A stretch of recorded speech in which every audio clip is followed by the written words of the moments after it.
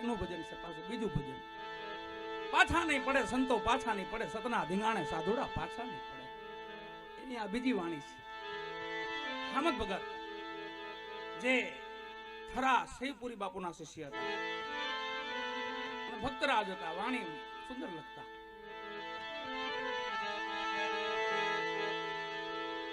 પણ શિવજીનો મહિમા ગાઈ. આજે શ્રાવણ માસ છે, સોમવાર, પરમાત્મા કાળનો કાળ, મહાકાળો.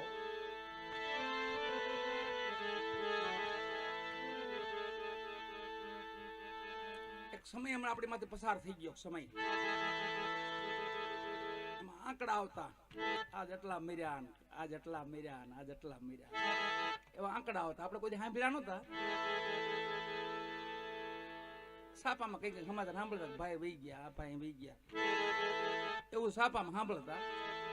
એ સાપુ જોવાનો તો અમુક ને ટાઈમ હતો, બાકી સાપા કોઈ નો વાંચતા. પણ ખરેખર હકીકતમાં શું ખબર,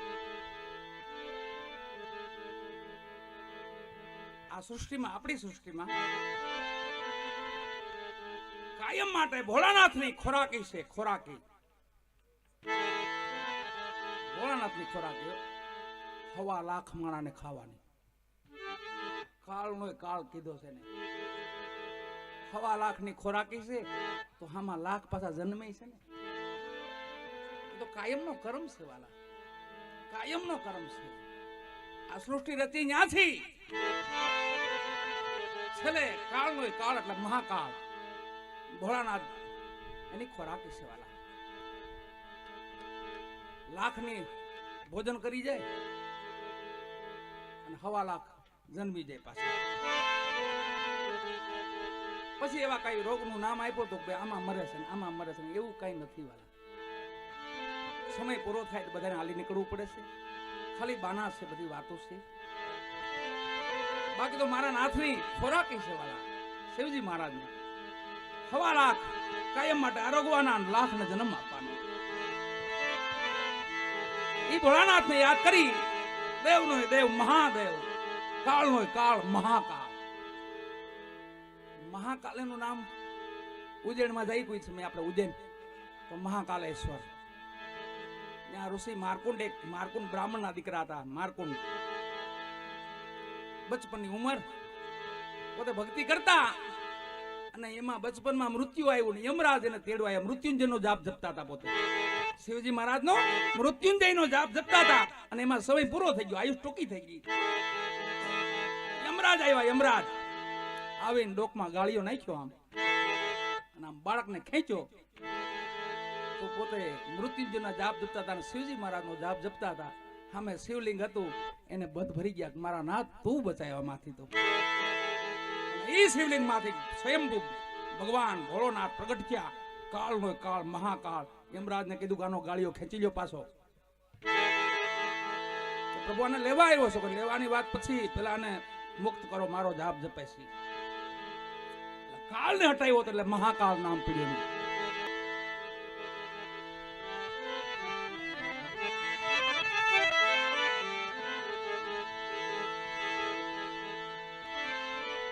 માં ભગવતીને પણ યાદ કરવા છે.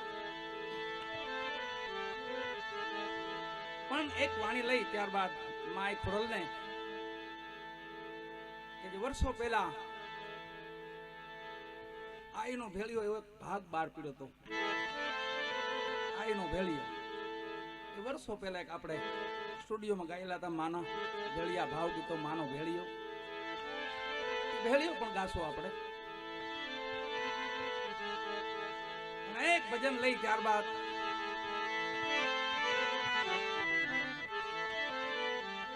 મહાત્મા બ્રહ્માનંદજીની વાણી છે. આ ગાઈ પણ મહાત્મા બ્રહ્માનંદજીનું હતું. બોલે તેરી જટા में बहती है गंगाधारा, काली घटा के अंदर जिम दामिनी उजाला. એ પણ મહાત્મા બ્રહ્માનંદજીની વાણી છે. આ પણ મહાત્મા બ્રહ્માનંદજીની વાણી છે. આ પણ છેલ્લી વાણી છે એની. બધાય ભજનો પૂરા થઈ ગયા, પોતાની અવસ્થા પૂરી થઈ ગઈ. છેલ્લે મરણ પથારીએ પીડ્યા. છેલ્લે મરણ પથારીએ પડે છે તઈ આ છેલ્લી વાણી એની છે લખે છે. હકીમો વૈદ્યો આવીને ખબર કાઢે છે, નાળ તપાસે છે, તો કઈ બોલતા નથી મહાત્મા બ્રહ્માનંદજી. પણ પછી વહી ગયા પછી સેવક સમાજને કહેશે, ભાઈ મને એક કલમ આપો અને કોરું કાગળ મને આપો. આ છેલ્લા શબ્દો છે, અલાને યાદ રાખજો. મહાત્મા બ્રહ્માનંદજી પુષ્કરમાં થયા, રાજસ્થાન ભૂમિમાં. હિન્દી ભાષી જેટલા ભજનો છે મહાત્મા બ્રહ્માનંદજીના છે. મહાત્મા બ્રહ્માનંદજી બે થયા.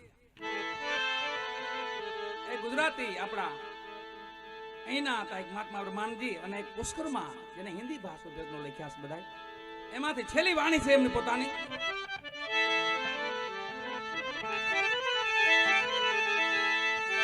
ન બચી આવે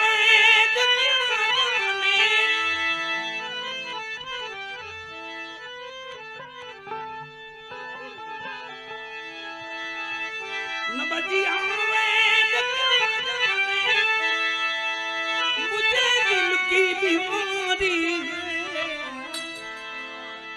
दिल की बीमारी,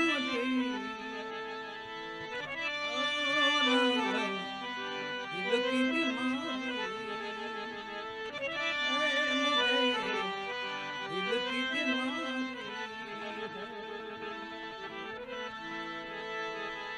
છેલ્લી વાણી એમને. કોઈને પૈસા ઉડાડવામાં નથી રહેવાતું, કોઈને તાલ લેવામાં નથી રહેવાતું, કોઈને ગાવામાં નથી રહેવાતું, કોઈને ભાગવામાં નથી રહેવાતું. સમય મળે, મોકો મળે ભાગી હોત ને જાય, ખબર ન પડે વહી જાય. બોલો, એનાથી નો રહેવાતું તે જતા છે ને, એ કેવા આયા નથી રહેવું, હાલો અહીંથી હાલતા. એટલે લગન છે, પણ અહીંયા પૂજ્ય બાપુ આપણા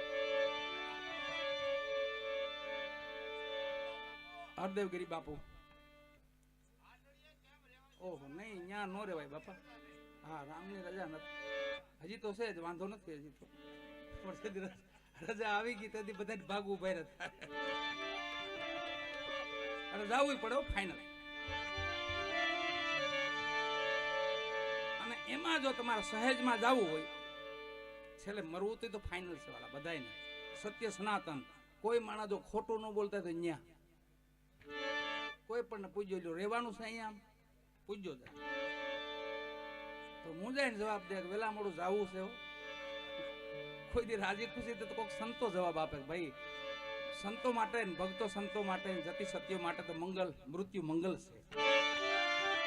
પણ જે ભયથી વાત જીવે છે ને, એના માટે તો ભય છે. મરવાનું નામ પડે તો એ મુંજાવા માટે. બોલ, સંતો ભક્તોને શું લાગે ખબર? મરવું એટલે નવું લુગડું બદલવું એવું થાય.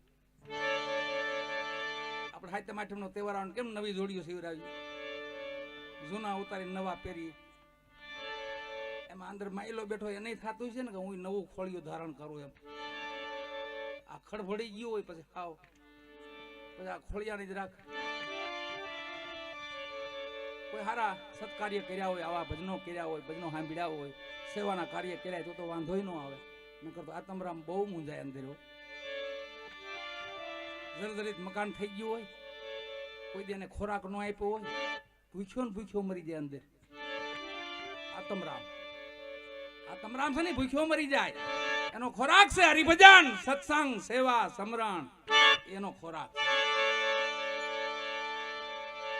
બાપુ લાડવા જમાડ્યા દે, મનનો દેહનો ખોરાક છે આપણો. મગનું શાક, લાડવા, તીખારે, આ બધો દેહનો ખોરાક છે. મજા આવી ગયો હોય, પણ આત્માનો કાંક ખોરાક છે વાલા. આત્માનો ખોરાક છે. જો આવું કાર્ય કરો, સેવાનું કાર્ય કરો, ધર્મના કાર્ય કરો, સત્સંગ કરો, ભજન કરો, ભજન સાંભળો, ભજન ગાઓ, અને છેલ્લી ઘડી તો જવાનું છે તો ફાઇનલ છે. પણ એ પેલા આવું કોઈક ધર્મ કાર્ય કાદું શુભ કાર્ય થઈ જાય આપણે હાથે, એમાં નિમિત્ત ભગવાન બનાવી દે તો હું ભાગી કહેવાય, બળભાગી કહેવાય આપણે. એમાં આવા સમયમાં પછી બાપુએ આ સૌજીભાઈ અમારા બધા આપણે છાપરિયાળી, છાપરી ગામ હરખું રહ્યું ને એટલે છાપરી ને આપણું બેડલા ને આ બાજુ ઠળિયા, બાજુ કોદિયા, આ બધા ગામની સીમમાં એક માં ભગવતીનું ભજનની બેઠક આનંદ મઢી, બોલો આનંદ મઢી. બાપુએ નામ બહુ સુંદર આપ્યું, આનંદ માટે. આનંદ બ્રહ્મ કા રૂપ હૈ, ગગન બ્રહ્મ કા સ્થાન, અનંત બ્રહ્મ કા બેસણા અને અપ્રોક્ષ બ્રહ્મ કા મેલા. આનંદ છે નહીં ભગવાનનું રૂપ છે, આનંદ નામ છે ભગવાનનું નામ છે, નિરાકાર બ્રહ્મનું નામ છે આનંદ, અખંડ આનંદ, નિજાનંદ. છેલ્લે જીવણ સાહેબ છેલ્લી વેળે હાલતા થાય છે એ ભેગા બેહનારા કીધું કે બાપા નીકળી જવું છે. હા બાપા હવે તો રામના તેડા આવ્યા છે, હવે નો રોકાવાય. આંબલિયું છે ત્યાં કોઈ સમય જાવ, ઘોઘાવદર તો જોજો, આંબલિયું અપાર પણ ઘોઘાવદર જેવો ઘાટ નહીં હો. આંબલિયું અપાર પણ ઘોઘાવદર જેવો ઘાટ નહીં. ત્યાં મોરલા કરતા મલાર તારી ડેરી માથે દાફડા. પછી આંબલિયું ઉદાસ થઈ ગઈ, અણહોરી થઈ ગઈ, કેમ કે એની નીચે બેહનારા દાદા જીવણ સાહેબ સતલોક સિધાવ્યા. તે આંબલિયું અણહોરી થઈ ગઈ હતી. એને કોઈ કવિએ પૂછ્યું કે એ આંબલિયું તું કાં અણહોરી, તને પૂછું વનરાય. તે આંબલિયું જવાબ આપ્યો, બાપા બધી વાત સાચી, પણ અમારા સાયા બેહવારો હતો ને એ વહી ગયો, એને હિસાબે મેં ઉદાસ થઈ. અમારે છાંયડે જે બેહવારો હતો ને દાદો જીવણ સાહેબ જે હતા ને એ વહી ગયા છે, એને હિસાબે મેં ઉદાસ થઈ. અને એ દરજ છે.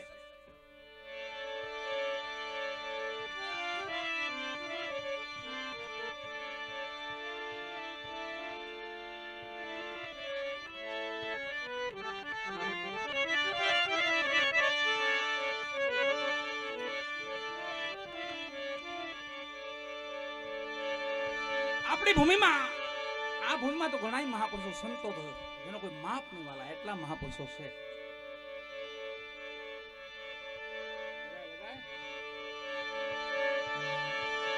નજીકનું આપણું બગદાણા ધામ સદગુરુ મહારાજ ભજનદાસ બાપા, બાજુનું આપણા મહાપુરુષ યોગ પુરુષ કસ્તુરગીરી બાપુ.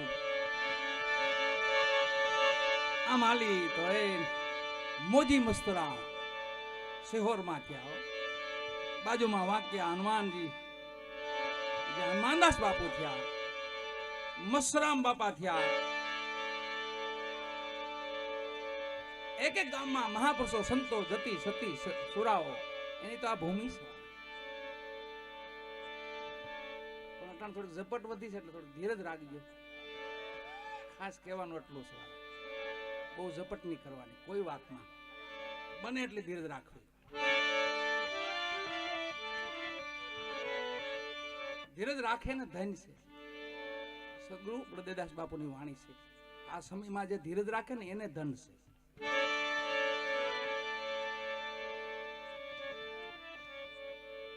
હાલ હાથીની જેવી રાખવી, કે હાથી કેમ હાલતો એવી હાલ રાખી, બહુ દોડવું નહીં.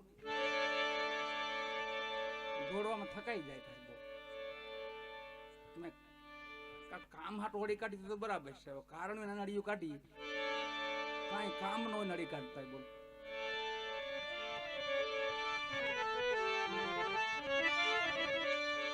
એમ આપણા ભૂમિ માથે સતાર બાપુ ખૂબ આવેલા છે, પાલિતાણાની ભૂમિ માથે, ભાવનગરની ભૂમિ માથે.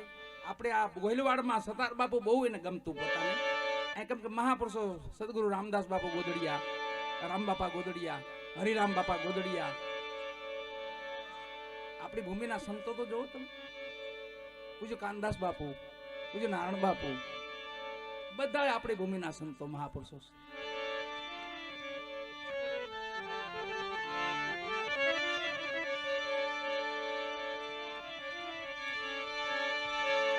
એક સરદાર બાપુની વાણી છે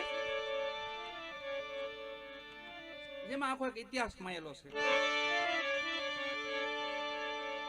એ વાણીમાં સરદાર બાપુ પાલિતાણા આવે છે, એને ખબર પડી કે પાલિતાણા દરબાર સાહેબ ની ત્યાં સંતો પધાર્યા છે, તો બધા દર્શન માટે આવે છે.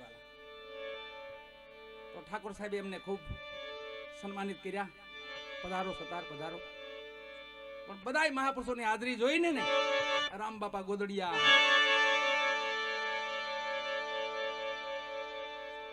એવા મહાપુરુષોની હાજરી જોઈને એટલે રાજમાતાએ કીધું કે બાપુ તમે આવ્યા છે, કાધું ભજન સંભળાવો, આપ તો ગાવશો. એ સમયે કે વાણી ગાય છે, પાલિતાણામાં ગાયેલું છે. તારી બાવરી હું બની ગઈ કાનુડા, તારી મોરલી વેરણ થઈ. આ ભજન એને ઠાકોર સાહેબ ને ત્યાં ગાયેલું છે. પછી બધાને બહુ મજા આવી તો પાછું કીધું બાપુ હજી એક વાર ગાવ. તો સરદાર બાપુ કીધું ભાઈ હવે હું બીજી વાર ભજન જ ગાતો, એકનું ભજન પાછો વાર ન ગાતો. તો થોડુંક અપમાનજનક થયું. ઠાકોર સાહેબ ને ગમ્યું નહીં. કીધું બાપુ તો તમે શું આવ્યા છો? હવે કોઈ સમય આ ભૂમિમાં આપ જ્યાં નિવાસ સ્થાન કરો ત્યાં જાઓ, અહીંયા તમને આ ભૂમિમાં ન આવતા પાછા. સરદાર બાપુ કીધું કોઈ વાંધો નહીં દરબાર. પોતે ભાવનગર પાછા વહી ગયા, રાજપીપળા વહી ગયા. થોડોક સમય વીત્યો, પાછા પોતે ભાવનગર આવ્યા. ભાવનગર દરબાર સાહેબે સરદાર બાપુને બગી આપી. આખા ભાવનગરમાં તમારે જ્યાં વિચરણ કરવું ત્યાં કરુણ સંતોના મેળાવડા કરો, ખૂબ આનંદ કરો, એવું ભાવનગર ઠાકોરે કીધેલું. સરદાર બાપુ ભાવનગર આવવાનું કારણ હતું કે રાજપીપળા સ્ટેટ હતો એ પણ ગોહિલ દરબારો નહોતું, અને ભાવનગર છે પણ ગોહિલ દરબારો નહોતું. એટલે ભાયાતો હતા. એના હિસાબે સરદાર બાપુ રાજપીપળાની કેરીઓ ભાવનગર દરબાર ગઢમાં આવતી. રાજપીપળાની કેરીઓ વખણાતી સમય કેરીઓ. સરદાર બાપુ અવનવર આવતા, અને એમાં પાછા એક દી આવ્યા ને આમાં ઠાકોર સાહેબ ભટક્યા. સરદારને કીધું તમે અહીંયા શું કરો?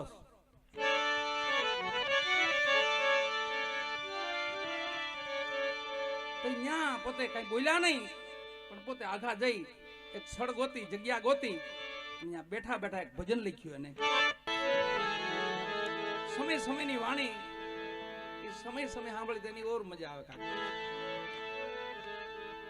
બપોરા ટાણે બપોરા જ કરાય, હીરામણ હવારે જ કરાય, અને વ્યાળા સાંજે કરાય.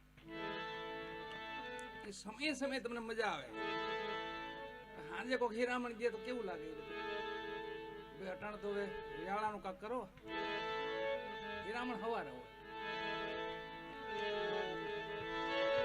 એમ સમય સમયના ભજનો છે, અને એ સમય સમય સાંભળી તો એની કાક ઓર મજા આવે. વાણીને ન્યાય મળે, મહાપુરુષોને ન્યાય મળે, આપણને કાક સાંભળવાની કાક મોજ અનેરી આવે. કાક આ જે ભજન આપણે ગાવાનું છે, જે પ્રભાતી છે, એ બેટ દ્વારકામાં થઈ ગયા. ગંગારામ ભગવાનના ધામમાં ભેટ દ્વારકા નામ હકીકત ભેટ દ્વારકા છે, કે ત્યાં સુદામાની અને ભગવાન કૃષ્ણની ભેટ થઈ હતી. બે ભેટીને મળ્યા હતા, એટલે એને ભેટ દ્વારકા કહેવાય. પણ બધા બેટ દ્વારકા કે તોય વાંધો નહીં, બેટડું છે એટલે બેટ દ્વારકા કહેવાય. અને સુદામા ભગવાન કૃષ્ણ મળ્યા હતા એટલે ભેટ દ્વારકા કહેવાય.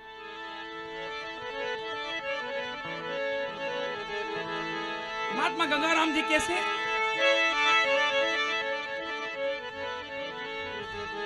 હલકાના મને દ્વારકા બતા.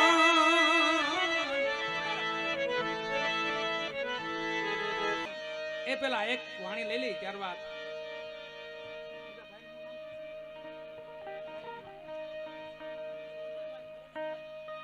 અહીંયા બટુકભાઈ પણ પધાર્યા છે, આવી ગયા છે મંચ માથે છે. ક્યાં બેઠા છે? હા, બટુકભાઈ આવ્યા છે, એમને પણ સાંભળી. ત્યારબાદ આપણે ભોલાનાથને યાદ કરશું. વાલા આજની રાત છે શિવજી મહારાજને પણ યાદ કરશું, માં ભગવતીને યાદ કર્યા, સદગુરુ મહારાજને યાદ કર્યા. વાણીનો કોઈ પાર નથી. એટલે એવી એક સદગુરુ મહારાજને પાછા ફેરથી યાદ કરી, ત્યારબાદ ભોળાનાથને યાદ કરશું. પણ બટુકભાઈને સાંભળ્યા બાદ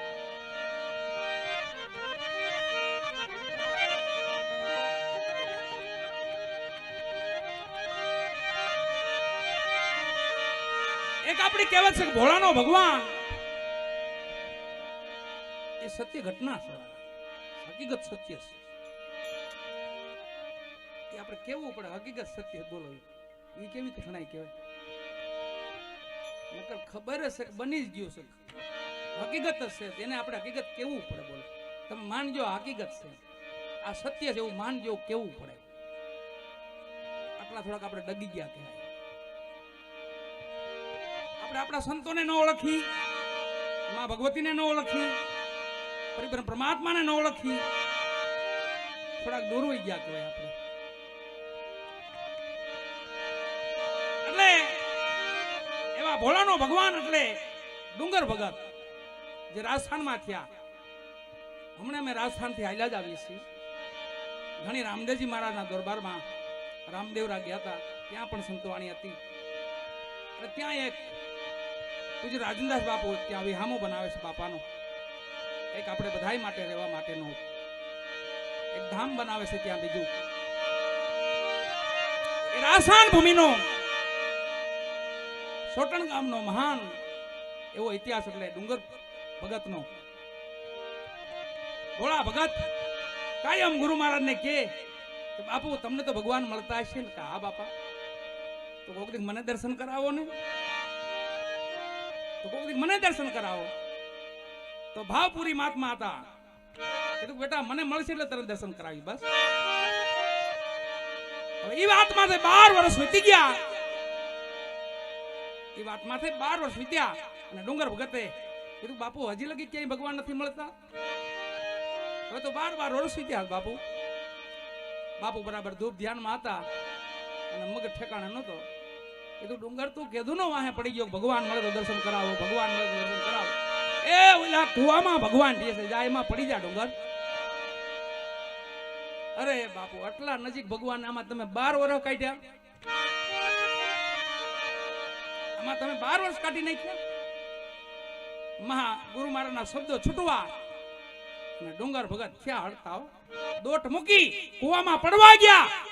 ભગવાન નારાયણે તેડી લીધા. વિષ્ણુ ભગવાન નારાયણો સ્વયંભૂ દર્શન દીધા, તેડી લીધા, તેડીને બહાર કાઢ્યા. ભગત કેમ મરી જાવ છો વાલા? એની સામુ જોઈને કે તમે કોણ છો? તમે કોણ? કે તમે તમારા ગુરુ પર અટણ કરો છો ને, ભગવાનના દર્શન કરાવો. હું ભગવાન છું, નારાયણ છું. એમ ભગત તમને બરોહો નથી આવતો કે નહીં? એનું કારણ એવું કે અમારા ગામમાં જે રમવા આવે ને, જે વ્યાસ લોકો ભવાઈ લોકો રમવા આવે ને, એ તમારી જેવો વેહ કાઢે પણ હવારે ઉતાર નાખે. એટલે એમાંથી તો તમે નથી ને. તમે ભગત જાઓ, તમે તમારા ગુરુને તેડાવો. મારા ગુરુ કેને તો સાચો, તો તમે તમારા ગુરુને લેતા આવો. પણ તમે વહી જાઓ તો એમ નો જાઓ. હવે હું આવ્યો છું એમ નહીં જાઓ. અરે પણ ઈ બરોહો કોણ કરે? બરવાડ ભગત હોય ને એને ખંભે ખેહડી રાખતા હોય, ખેહડી. ભગવાનને કોહના પૈયા હારે બાંધ્યા. કોહનું પૈયું જૂના માણાને ખબર હોય કોહનું પૈયું કેવું હોય. 2 લાકડા હોય વાંકા, મજબૂત લાકડા હોય, એમ કોહ ખેસવાનો હોય ને, એની હારે ભગવાનને ખેહડીથી બાંધ્યા. કહક આવી આગળી મારા ગુરુને લઈને આવું જાતા નહીં હો. આ ભોળાનો ભગવાન જો આને કહેવાય. ભગવાનને બાંધી અને દોડતા દોડતા ગયા. ભાવપુરી મહાત્માએ ધૂપ ધ્યાન કરી લીધું હતું. ધોણા માથે બેઠા હતા. આવીને કીધું એ બાપુ, એ બાપુ, એ પુરી બાપુ, એ ભાવપુરી બાપુ, હું કુવામાં પડવા ગયો ને તો મને તેડીને બહાર કાઢ્યો ને એમ કહે છે કે હું ભગવાન છું. મહાત્મા ઓળખી ગયા. ઓહો મારો વાલો, મારા ભોળિયા ભગત હાટું કદાચ આવ્યો હોય. હું કહેશો ભાઈ કે હા મને તેડીને બહાર કાઢ્યો અને એમ કહે છે કે હું ભગવાન છું. આવ્યા પુરી મહાત્મા ભેગા. ભાવપુરી મહાત્મા જ્યાં જોયું ને તો ભગવાનને કોહના પૈયા હારે બાંધેલા હો. ભાવપુરી મહાત્માએ 2 હાથ જોડા. એ ડુંગર બાપુ બીજું બધું ઠીક છે, ભગવાન છે બીજું કોઈ છે? કે બેટા ભગવાન છે. ત્યાં સાખી લખાણી ગુરુ ગોવિંદ નું ખડે કિनको લાગુ પાઈ બલિહારી ગુરુદેવની જેને ગોવિંદ દિયો બતાય. ત્યાંથી એ મહાપુરુષે ફકીરી લીધી અને મહાન સંત બન્યા આપણા, જેની વાણી અથોક વાણી છે, જે ગવાય છે, એમાંથી એક ભજન લઈ અને ભાવપુરી ગુરુ ભાવપુરી દેવ ડુંગરપુરી નામના મહાન સંત બન્યા. વાલા ડુંગર ભગત માંથી ડુંગરપુરી નામના મહાન સંત બન્યા. અને એને એક વાણી લખી છે. આ ગંગારામ બાપુ બેટ દ્વારકામાં થયા. ન્યાય રહી તો ગોપિયું જ હોય ને પછી દ્વારકાના જાપે જે રહેતા હોય એ તો મારા નાથની ગોપિયું જ હોય બધી ગોપી ભાવ છે હાલ કાના મને દ્વારકા બતાય કાના મને ગોમતીમાં નવરાય કોડીલા કાનજી વાલા રહી શકું ના તમ વિના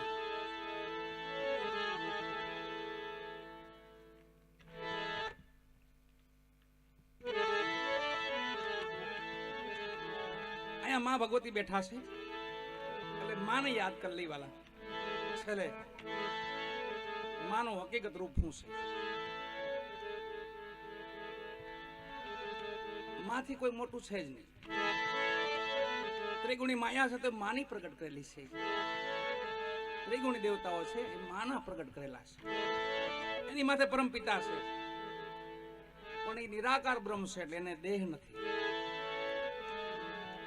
જેના પાડે નિરાકાર બ્રહ્મ કહી શબ્દ બ્રહ્મ કહી સોહમ પુરુષ કહી વચન પુરુષ કહી એ બધા એના નામ છે અક્ષર પુરુષ કહી અલખ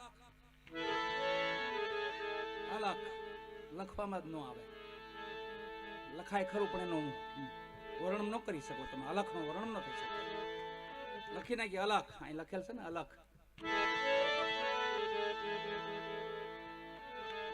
ઈ શબ્દ બ્રહ્મ જેને કહી છે આપણે એ શબ્દ બ્રહ્મ જે પરમ પિતા છે એને માનું પ્રાગટ્ય કર્યું પોતાની ઉમંગ આવ્યો ભગવાનને અને માં ઉમાને પ્રગટ કર્યા અને કીધું તમે આ સૃષ્ટિનું સર્જન કરો એનો હુકમ પરમ પિતાએ આપેલો છે અને માની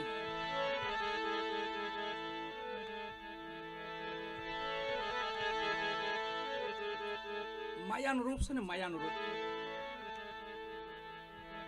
માયા આધીન કોને છે ખબર મારા ને તમારા તો કામ કરે ખાલી બાકી આધીન તો એના ધણીને આધીન છે તમને મને આધીન ન થાય તમારા મારા કામ થઈ જાય એ પાક